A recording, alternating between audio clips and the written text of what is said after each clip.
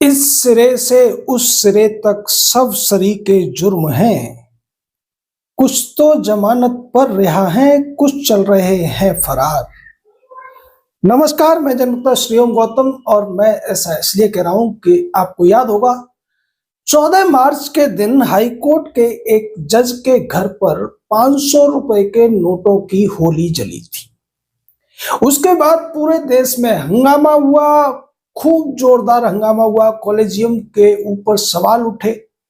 बाद में भारत के उपराष्ट्रपति रहे जगदीप धनखड़ साहब ने इस मामले को खूब जोर जोर से उठाया और भी दूसरे नेताओं ने उसको उठाने की कोशिश की। सुप्रीम कोर्ट में उस जज के खिलाफ एफआईआर दर्ज करने की याचिकाएं तीन तीन बार खारिज हुई और यह कह दिया गया कि जांच चल रही है। मामला पार्लियामेंट पहुंचा और पार्लियामेंट में कांग्रेस की तरफ से, खासकर सिब्बल जैसे वकीलों की तरफ से एक साजिश रची गई और उस साजिश का हिस्सा उन्हीं जगदीप धनखड़ साहब को बनाया गया जो कि सबसे ज्यादा मुखर थे यशवंत वर्मा के मामले में। और वो उस झांसे में आ गए। जो चाल चली थी सिब्बल और सिंघवी जैसे वकीलों ने यशवंत वर्मा को बचाने के लिए, उसके तहत जगदीप धनखड़ साहब ने भी एक प्रस्ताव स्वीकार कर लिया था राज्यसभा के सांसदों का महाभियोग को लेकर। बाद में सरकार ने जगदीप धनखड़ साहब से कहा कि अब आप अपना पद छोड़ दीजिए। उन्होंने पद से इस्तीफा दे दिया। महाभियोग का प्रस्ताव लोकसभा में मंजूर हुआ। वहां से एक जांच कमेटी बनाई गई सुप्रीम कोर्ट के जस्टिस अरविंद कुमार के नेतृत्व में। लेकिन चूंकि ये एक चाल चली गई थी सिब्बल के द्वारा और उसका परिणाम अब सुप्रीम कोर्ट में फिर से देखने को मिला है। सुप्रीम कोर्ट में यशवंत वर्मा नाम के उस भ्रष्ट जज की तरफ से एक याचिका लगाई गई और जिसमें यह कहा गया कि चूंकि लोकसभा और राज्यसभा दोनों में ही महाभियोग प्रस्ताव आया था, तो इसलिए जो जांच कमेटी बननी थी वो संयुक्त रूप से दोनों सदनों के जो चेयरमैन थे या स्पीकर थे उनके द्वारा बनाई जानी चाहिए थी। लेकिन ये जो जांच कमेटी बनी है वो केवल एक सदन के द्वारा बनाई गई है, इसलिए इसको स्वीकार नहीं माना जाए और महाभियोग की जो प्रक्रिया है उसको स्टे कर दिया जाए। इस याचिका की सुनवाई कर रहे थे सुप्रीम कोर्ट के दो जज, जस्टिस दीपांकर दत्ता और जस्टिस एजी मसीह। उन्होंने इस पर अब लोकसभा के स्पीकर को और राज्यसभा के सभापति को नोटिस इश्यू कर दिया है। वैसे सवाल तो यह भी उठता है कि क्या उपराष्ट्रपति को नोटिस इश्यू हो सकता है? तो यहां जो नोटिस इश्यू हुआ है वो राज्यसभा के सभापति को इश्यू कहा गया है। यानी सिब्बल ये जानता था कि ऐसा करने से यह मामला सुप्रीम कोर्ट में लटकाया जा सकता है। और जैसा हम बार बार कह रहे थे कि महाभियोग के द्वारा इतनी आसानी से यशवंत वर्मा को हटाया नहीं जा सकेगा, जबकि उसके घर पर जो नोटों की होली जली थी वो पूरी दुनिया देख चुकी है। शुरुआत में जिस तरीके से सुप्रीम कोर्ट कॉलेजियम ने इस पूरे मुद्दे को दबाने की कोशिश की, जिस अखबार ने ये खबर ब्रेक की थी उसको ही अफवाह फैलाने का दोषी बताने की कोशिश की थी तत्कालीन सीजेआई संजीव खन्ना ने। बाद में बीआर गवई आए, उन्होंने भी वही सारी परिपाटी को निभाया और अब जो 53वें सीजेआई आए हैं वो भी इस मामले में कुछ करते हुए दिखाई नहीं देते हैं।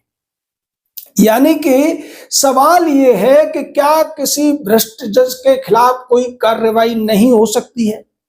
संविधान में केवल एक रास्ता है और वो है महाभियोग का। लेकिन ये जो महाभियोग की प्रक्रिया है वो बहुत ज्यादा लंबी है, जटिल है और इस तरीके से कम 6 महीने तो इस प्रक्रिया में लगने ही लगने हैं। हमने आपको पहले भी बताया था कि पिछले सत्र के दौरान ये महाभियोग स्वीकार हुआ था। अभी का जो शीतकालीन सत्र है इसमें इसको चलना था, लेकिन अभी तक चूंकि जांच कमेटी अपनी कार्यवाही पूरी नहीं कर पाई है। 12 जनवरी को जांच कमेटी ने यशवंत वर्मा को पेश होने का आदेश दिया है। यानी कि अगला जो बजट सत्र होगा उसमें भी इसके पूरे होने की कोई उम्मीद नजर नहीं आ रही है। और दूसरी तरफ सुप्रीम कोर्ट ने जो नोटिस भेज दिया है उसके बाद तो ये मामला और ज्यादा लंबा खिंचता हुआ नजर आ रहा है। यानी पूरा 1 साल होने को आया लेकिन उस भ्रष्ट जज के खिलाफ कोई भी दंडात्मक कार्रवाई तो छोड़िए, ऑफिशियली एक एफआईआर तक नहीं हो पाई है, क्योंकि इस देश के जो अदालतें हैं उन्होंने अपने लिए एक सुरक्षा कवच बना लिया है। और उस सुरक्षा कवच के माध्यम से हाई कोर्ट या सुप्रीम कोर्ट का कोई भी जज कितना भी जघन्य अपराध कर ले लेकिन उसके खिलाफ कोई कार्रवाई नहीं हो सकती है। और यहाँ तो जो सीजीआई थे वो भी मान चुके थे कि ये जो यशवंत वर्मा है ये दोषी है, क्योंकि 3 हाईकोर्ट के जजों की जो इन हाउस कमेटी बनाई गई थी उस इन हाउस कमेटी ने भी यशवंत वर्मा को दोषी पाया था। एक और बड़ी मजेदार बात यह है कि ये जो दोषी जज है ये पिछले लगभग 1 साल से बिना किसी काम के सैलरी भी ले रहा है। एक हाई कोर्ट जज की जो सैलरी होती है वो 2 लाख रुपए से ज्यादा होती है। अब आप सोचिए कि ये व्यक्ति 1 साल में 25 लाख रुपए से ज्यादा तो सैलरी के तौर पर ही ले लेगा, लेकिन फिर भी इसके खिलाफ कोई कार्रवाई नहीं होगी। और ये इतना ढीठ है, इतना ज्यादा धूर्त है कि ये अपने पद से इस्तीफा भी नहीं दे रहा है। इसके बचाव में सिब्बल जैसे वकील खड़े हुए हैं। मुकुल रोहतगी जो वर्तमान में इसकी पैरवी कर रहे थे सुप्रीम कोर्ट में, वो भारत के अटॉर्नी जनरल भी रह चुके हैं, एडिशनल सॉलिसिटर जनरल रह चुके हैं। अब आप सोचिए कि इतने बड़े पदों पर बैठने वाले वकील भी एक भ्रष्ट जज के पक्ष में खड़े हुए हैं और इसके बचाव में वो तर्क देते हैं कि ये हमारा प्रोफेशनल इथिक्स है। यानी किसी भी वकील के पास अगर कोई व्यक्ति फीस लेकर जाता है तो फिर वो जो वकील है जानते हुए भी कि ये अपराधी है, ये देशद्रोही है, ये आतंकवादी है, बलात्कारी है, खूनी है, तब भी उसका केस लड़ता है और इसमें कोई भी बुराई दिखाई नहीं देती है, न सुप्रीम कोर्ट को, न हाई कोर्ट को, न किसी बार एसोसिएशन को। उनका यह मानना है कि अपराधी को भी अपना बचाव करने का नेचुरल राइट है। ठीक है, लेकिन उसके बचाव में इतने बड़े बड़े वकील खड़े हों, ये कौन सी नैतिकता का तकाजा है। यही वो वजह थी कि जब हम दिल्ली यूनिवर्सिटी में लॉ स्टडी कर रहे थे तब भी हमने सोच लिया था कि हम वकील तो बिल्कुल भी नहीं बनेंगे।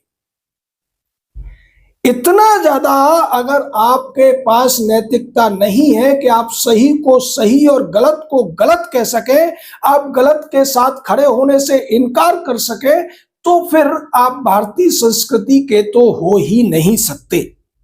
दुनिया के किसी अन्य देश में भी ऐसा बहुत कम देखने को मिलता है कि जब भ्रष्टाचारी के पक्ष में लोग इतने ज्यादा खुलकर खड़े हो जाएं और उसके बचाव के लिए जोरदार दलीलें देते हुए नजर आए। दुनिया के तमाम देशों में भ्रष्टाचार के खिलाफ बहुत ज्यादा सख्त कानून है। कई देशों में तो राष्ट्रपति और प्रधानमंत्री भी अगर भ्रष्टाचार में लिप्त पाए जाते हैं तो उनको भी सरेआम सजा सुनाई जाती है।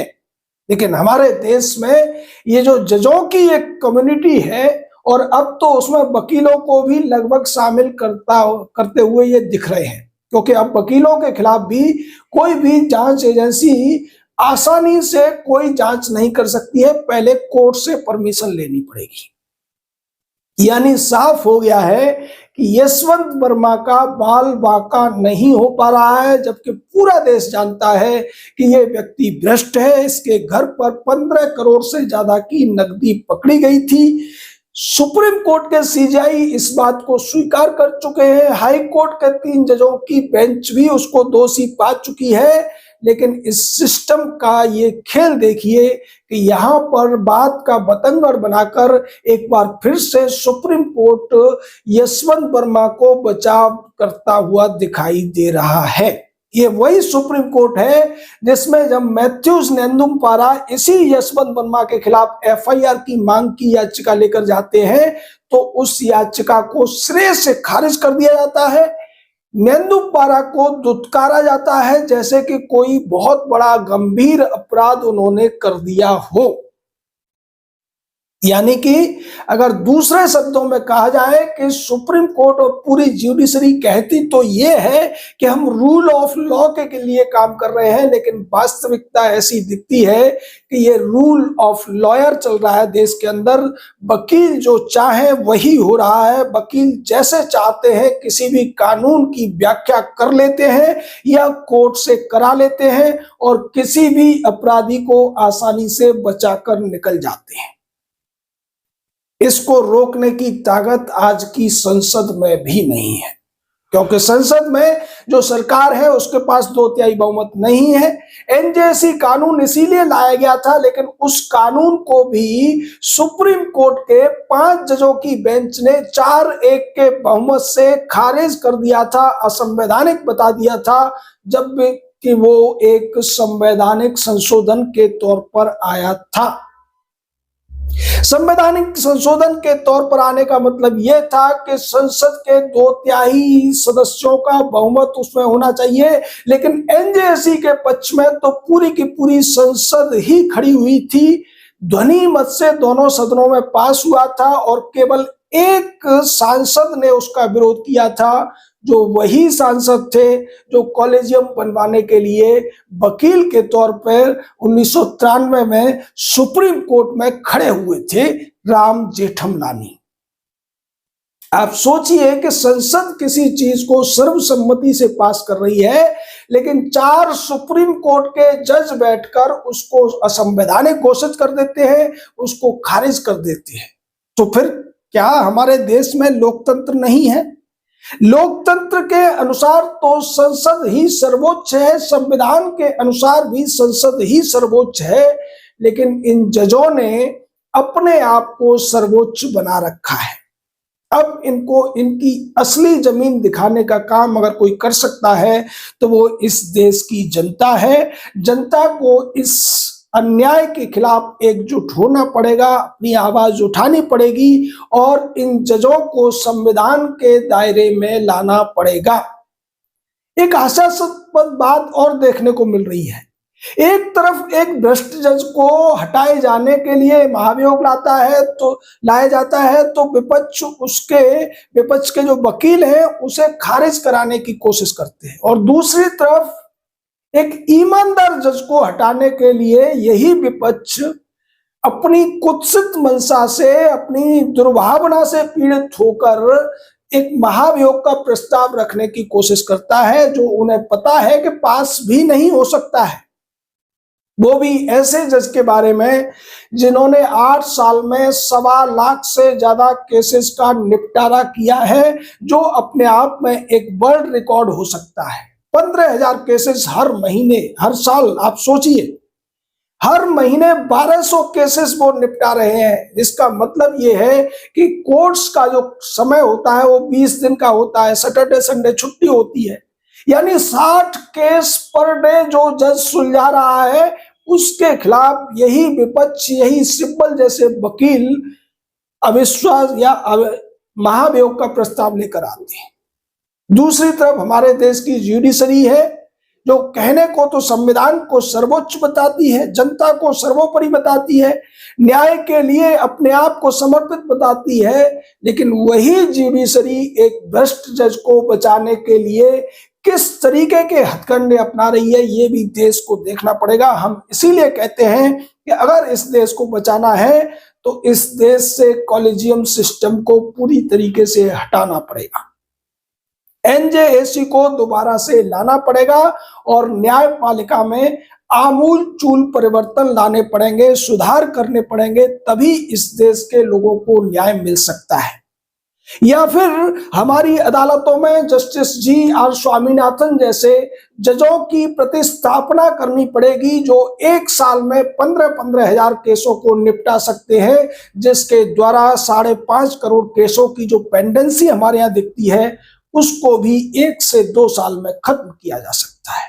लेकिन इस सब के लिए जनता को ही अपनी ताकत दिखानी पड़ेगी, जनता को अपनी राय देनी पड़ेगी, जनता को इन जजों को इनकी औकात बतानी पड़ेगी, जो अपने आप को संविधान से भी ऊपर मानने लगे हैं, अपने आप को लोकतंत्र से भी ऊपर मानने लगे हैं। आपका इस पूरे मामले पर क्या कहना है? अपनी राय दीजिए, हमारे साथ जुड़े रहिए। जय हिंद, जय भारत।